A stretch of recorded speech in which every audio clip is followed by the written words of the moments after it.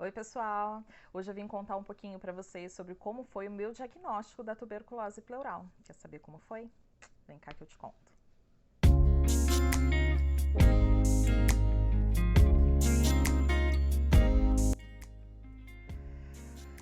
Bom, pessoal, essa história começou lá em 2015, que foi quando eu fui diagnosticada, mas antes de eu ser diagnosticada, eu fui diagnosticada em meados de setembro, se eu não me engano, né?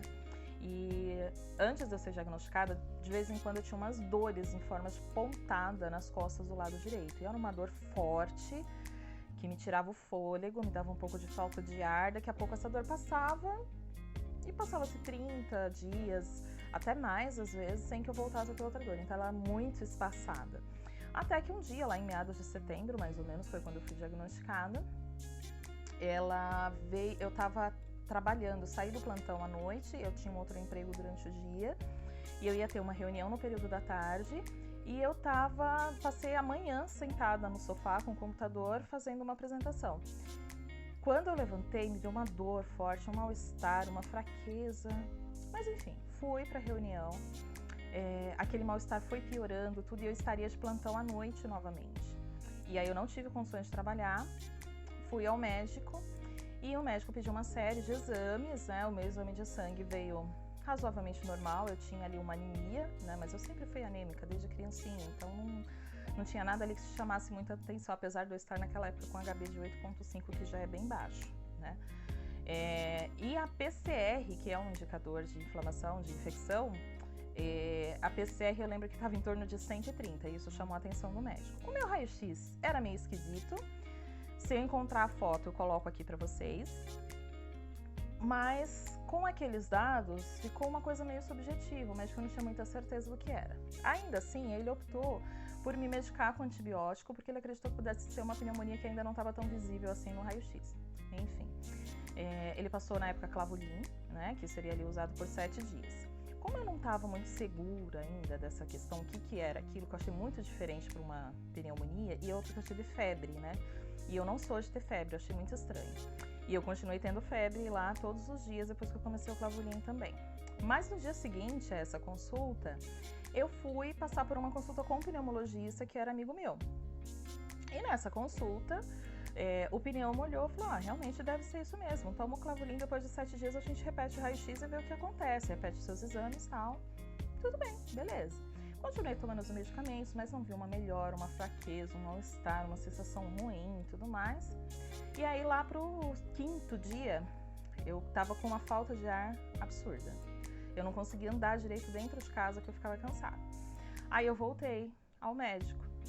Quando eu voltei ao médico, a gente repetiu o raio-x e, para minha surpresa, eu tinha um derrame pleural de base terço médio do pulmão direito. E aquilo foi um choque para mim, né? E o médico que me atendeu falou, olha, você vai precisar de uma drenagem, de uma biópsia do seu pulmão. Aqui nessa unidade, infelizmente, a gente não tem esse recurso, então eu vou ter que pedir uma vaga para te transferir. E aí eu fui transferida para um outro hospital, onde a indicação do médico foi realmente fazer uma drenagem com uma punção ali da pleura para análise. O que é um dreno de tórax?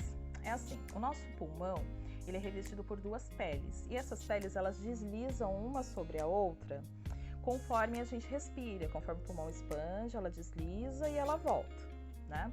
Entre essas pleuras é onde teve o acúmulo ali, no meu caso, de líquido, às vezes é de secreção, mas ali era de líquido.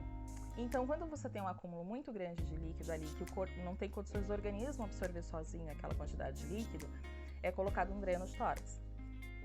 Se a secreção que está ali for mais fluida, mais líquida, aí é colocado por um catéter fininho, que foi o meu caso. Tá? É feita uma punção, eu coloco um catéter e ele vai drenar ali aquela secreção. Se ela é uma secreção mais espessa, você pode precisar de um dreno tubular, que é um dreno mais ou menos da grossura do meu dedo, assim, tá? Falando de forma bem simples, porque a gente está falando aí com pessoas que não são da área médica, né? Então vamos tentar simplificar as coisas. Se vocês acharem algum termo aí que tá meio complicado, me dá um toque que aí a gente vai explicando do que se trata, tá bom? E aí, quando tem essa espessão mais grossa, você coloca um dreno tubular, que vai ter o mesmo papel ali de drenar, né? Então, no meu caso foi um catéter mais fininho, foi feita a biópsia e tudo mais, e drenou. Foi só no pulmão direito, pulmão esquerdo não tive derrame pleural, tá, gente? no pulmão direito a gente drenou 1 litro e pouco, acho que é 1 litro e 100, mais ou menos, eu não tenho muita certeza agora de quanto foi, mas foi mais ou menos isso.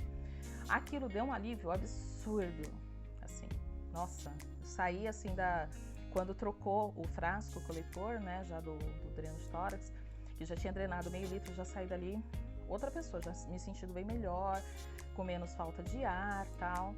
Mas aí, passou ali uns minutinhos, eu senti uma dor absurda, mas era uma dor forte pra caramba. E a minha saturação não passava mais de 92%, de jeito nenhum. E aquela dor, tudo mais, aí fui medicada com morfina, tudo mais, tal. E aquela noite ali foi pavorosa. Minha drenagem foi feita umas 5 horas da tarde, aquela noite até o dia seguinte foi muito ruim. Não dormi, né? Passei a noite muito mal, com muita dor, com muito mal-estar. No dia seguinte, de manhã, eu vivi uma experiência que eu não desejo pra ninguém, que a profissional de enfermagem, que eu não sei, nunca se identificou, então eu não sabia nem quem eram os profissionais que estavam cuidando de mim. Ela veio até beira-leito, me acordou e falou assim, olha, o médico passou, deixou na sua prescrição a sua primeira dose da quimioterapia, tá aqui, você tem que tomar em jejum. Eu sou da área da saúde, mas, gente, eu não conhecia tratamento de TBI, eu não sabia que era dado o nome de quimioterapia para os medicamentos utilizados para o combate da tuberculose. Aquilo me deu um choque, porque olha, você já está fazendo uma biópsia, e assim, vou te falar, profissional da saúde é péssimo paciente, tá? A gente tem uma percepção péssima ali do que a gente está vivenciando. E eu tomei um choque, aí eu já tomei aquele medicamento chorando, né? E aí passou um tempinho, comecei a vomitar desesperadamente, gente. Dá um gosto horrível na boca aquele medicamento, pelo menos as primeiras vezes que eu tomei pra mim foi uma experiência terrível, né?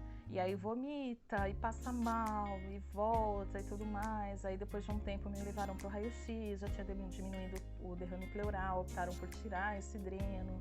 Eu ainda fiquei ali uns 5 dias internada, até que eu recebi alta e fui dar continuidade ao meu tratamento em casa, né?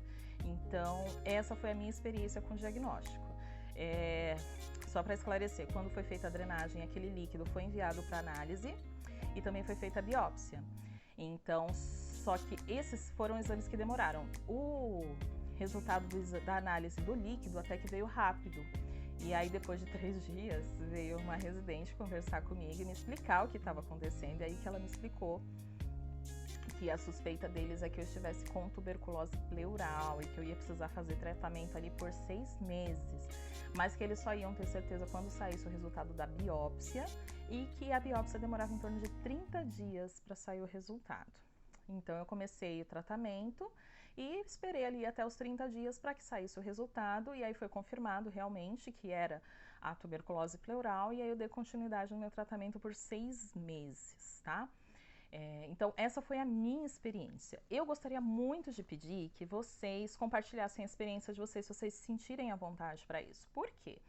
Quando eu estava passando por isso, eu não conhecia ninguém que tivesse passado por isso. E eu procurava material para estudar, procurava informação e eu não encontrava. Isso me gerava ainda mais angústia, né?